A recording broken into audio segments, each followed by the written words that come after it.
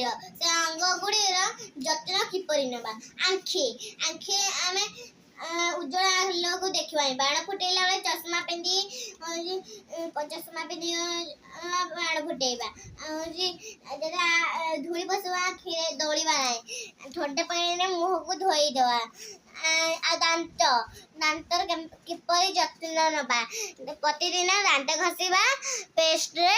ଆମ ଦାନ୍ତ ସଫା ରହିବ ଆଉ ପୋକ ବି ହବନି।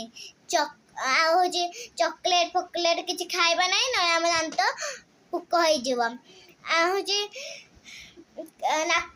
ନାକରେ କିଛି ପୁରେଇବା ନାହିଁ, ନହେଲେ ନାକ ଖରାପ ହେଇଯିବ। ଆଉ ତାପରେ ଆମେ ସବୁଦିନ ଗାଧେଇଲା ବେଳେ ତେଲ ଲଗେଇ ପ୍ରତିଦିନ ଗାଧେଇବା। ଆଉ ବାପା ମାଆଙ୍କୁ ଚକୋଲେଟ୍ ଫକୋଲେଟ୍ କିଛି ମାଗିବାନି, ନହେଲେ ଆମ ଦେହ ଖରାପ ହବ। ଆମ ବାପା ମାଆ